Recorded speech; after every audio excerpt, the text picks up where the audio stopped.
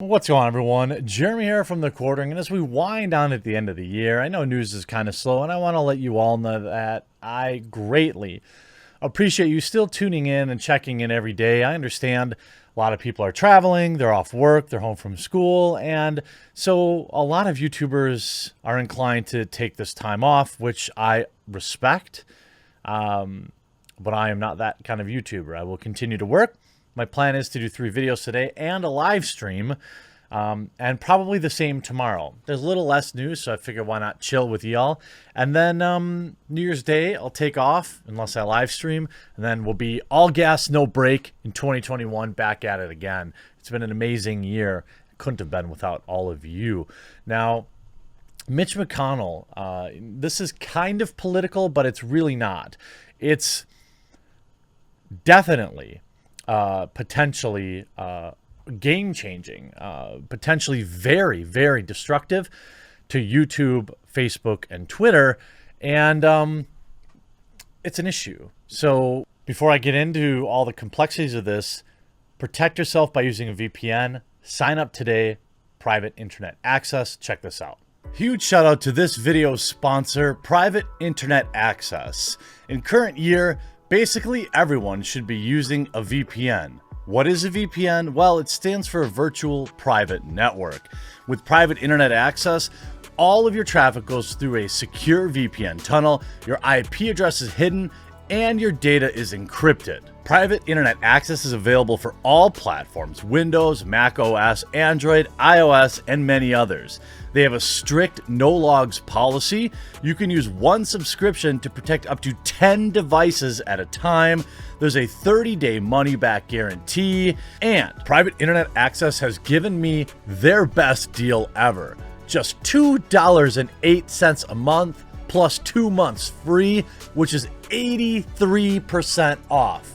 And reviewers love Private Internet Access. CNET rated it as, quote, spectacular, and it got PCMag's Editor's Choice Award for the past 5 years. You can access geo-restricted content from websites, YouTube included, social media networks, find better deals online, play games blocked in your region, and protect your identity by keeping your data encrypted. Pick up this awesome offer available just to my subscribers. It's located in the pinned comment below as well as the description. Start protecting yourself today. Right now, the government is trying to pass these stimulus checks. Look, I don't have any problem with helping Americans that need it. What I have a problem is with giving $10 million to Pakistani gender study programs. All right? Pass the bill, give humans some relief, small business some relief, and worry about this other garbage later. I think we can all agree on that. This coming from someone who, fortunately, doesn't qualify for one, but I understand that a lot of people do and need it, and I'm okay with that. What I'm not okay with is all the pork. Now, Mitch McConnell is trying to attach a full repeal of Section 230 to push in against the stimulus checks. Now, a full repeal. Okay, so what is Section 230? It's essentially a very important protection in place for social media companies. Facebook, Twitter, Instagram, YouTube, they cannot exist without protections like these. What are the protections? Well, oversimplified, if somebody publishes something on your platform that's very bad or something, right, that could cause you to get sued, then you're protected against that because you are a platform, not a publisher. The problem is these platforms have been acting like publishers. We see this with Twitter and their various shadow banning and the way they fact check various tweets and the way they suspend, in my opinion, based on political affiliations. We see this on YouTube with their shadow banning, the way they handle trending, the way they arbitrarily, seemingly assign strikes or removals of strikes. Monetization. Many of my viewers are also YouTubers, and they've had their monetization stripped in the past couple of years. And people like Jake Paul and other net negatives on humankind remain monetized. So Facebook, for example, we see them with their deboosting and their shadow banning. These are things that a platform cannot do. Oversimplified, think of a platform as a park, and you put together this park and you offer it as a place for people to go and do things in. You can't then be held accountable if somebody goes in there and does something terrible, right, as the park owner. Otherwise, if you could, then we would have no parks. The same is true of social media. And I get that I'm oversimplifying, but if these people were to be open to litigation because somebody posted a video on there that they shouldn't have, YouTube wouldn't exist, couldn't exist. And so repealing it entirely is not the right move. Enforcing it and updating it, this is the right move. This is the way. On Tuesday night, Senate Majority Leader Mitch McConnell introduced a new bill tying the increased stimulus payments to a full repeal of Section 230, according to bill text obtained by The Verge.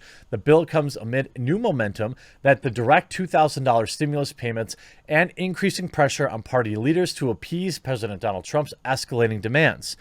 Don't act like $2,000 isn't better for humans than $600 just because you want to own Drumpf, The Verge. All right. The problem with this is our government is now holding the American people who are in need hostage for crap like this. Donald Trump had 4 years to attack Section 230, and he didn't. He waited till the last possible minute, and he couldn't stop what Silicon Valley did. And that's his fault and his fault alone. I've supported many of the initiatives that he's done, the peace that he has, unprecedented peace agreements that have been brought during his presidency. But Section 230 was something that I had expected him to take care of, and he didn't. And it cost him points in the election, certainly. The Democratic Party leaders criticized the inclusion of Section 230 repeal as an effort to scuttle stimulus talks. Senator McConnell knows how to make $2,000 survival checks a reality, and he knows how to end them, Senate Minority Leader Chuck Schumer said in a statement on Tuesday. Will Senate Republicans go along with McConnell's cynical gambit, or will they push him to vote on a standalone bill? Well, that would be ideal, right? Give us a standalone bill that would help people and then worry about this other stuff later. I've now accepted the reality that our government is going to just print more money, trillions of dollars. That is our children's tax money. But I also understand the very real reality of people in need. Why? Well, because half the country's been shut down by no choice of their own. I am not a supporter of stimulus checks, but I have been in a position in my life where they did help me. So I understand both sides of the coin here. McConnell's bid for a full repeal of 230 comes amid increasingly chaotic negotiations of the level of direct payments to be included in the stimulus effort. On Sunday, President Trump signed into law Congress's $900 billion relief and government spending package that would provide $600 stimulus packages. In a public statement after signing the bill, Trump urged congressional leaders to hold a standalone vote on increasing the direct payments to $2,000. So Trump caved and signed the garbage pork, and that's where we're at. On Tuesday morning, many Republicans who previously opposed the increased stimulus checks flipped to supporting them alongside Democrats, in particular, both Georgia Senate runoff incumbents, this is all about, press in Georgia, obviously. In a floor statement made Tuesday, McConnell linked a handful of unrelated policy measures to the future of the increased stimulus checks, among them Section 230 of the Communications Decency Act, a law that shields tech companies like Facebook, Google from legal liability over content posted on their platforms. During this process, the president highlighted 3 additional issues of national significance he would like to see Congress tackle together. This week, the Senate will begin a process on trying to bring these 3 priorities into focus. Even before the bill was introduced, some lawmakers feared that the majority leader would use Section 230 as a poison pill to doom broader packages. It's frustrating that we're seeing this kind of penny pinching when you're talking about the American citizens, but not in sending billions of dollars to foreign nations. Previous version, now big tech must not get protections of Section 230. Trump said in a statement Tuesday, voter fraud must be fixed. Well, okay, great. I don't disagree with either of those statements, but this is not the way. By removing Section 230 entirely, you could effectively end YouTube and Facebook and Twitter as we know it, almost overnight. You would open them up to litigations. You would open them up to all sorts of bad things. And, ultimately, as somebody who, YouTube is still an important part of my business model, that would be very bad. This is why I take time to create content on BitChute and Rumble and Odyssey, because one day YouTube's not going to let me be here anymore. Or maybe even one day YouTube won't exist in the form that it is now. We know that YouTube wants desperately to just be another Netflix. That's why they invest all this money into premium content. This is why they push YouTube Red. This is why they bury individual content creators like myself and others, and instead favor ABC, NBC, and super huge mega corporations like Fox News and CNN over independent reporting. That's why YouTube uses its algorithm in the way that it does. That's why YouTube chooses to trend the things that it does. And all these things are terrible for independent creators. I'm so very thankful that I have all of you, because you work hard to share the channel. You make sure you check the channel every day, because I can't rely on YouTube. This is an issue.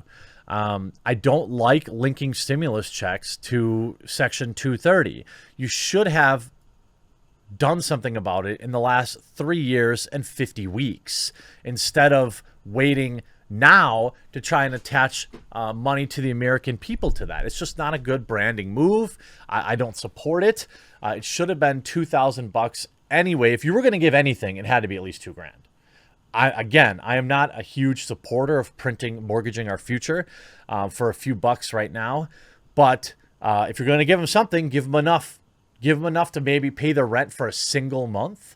I know most of this money will get poured right back in. The thing that kind of the black pill thing is, where do you think all this money is going to go? Amazon, Walmart.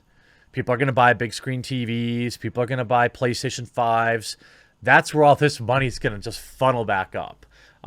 Yes, there are people that will be genuinely helped by this and need to pay the rent or their mortgage or their car note. But the majority of people getting this check don't actually need it and will spend it on frivolity. And that's what our kids are going to pay for. If that makes you uncomfortable, I'm sorry, but that's just the reality of it. I understand it's a tough position when people need it, but this is not the way. Also, he says, unless Republicans have a terrible wish, and it's also the right thing to do, they must approve the $2,000 payments ASAP. $600 is not enough. Also, get rid of Section 230. Don't let big tech steal our country, and don't let the Democrats steal the election. That's what he said anyway. No. You should have taken the money out of the defense bill, where you're giving money to all over the world, except now you just passed that, right? We all forgot about how our government sold us out that way. The least they could do is give money to the citizens. And I want to thank Private Internet Access again. They have been a very important sponsor this year. So check out their link in the pinned comment down below and get yourself protected before the end of the year, before this offer expires. I hope you enjoyed this video. We'll talk to you again real soon.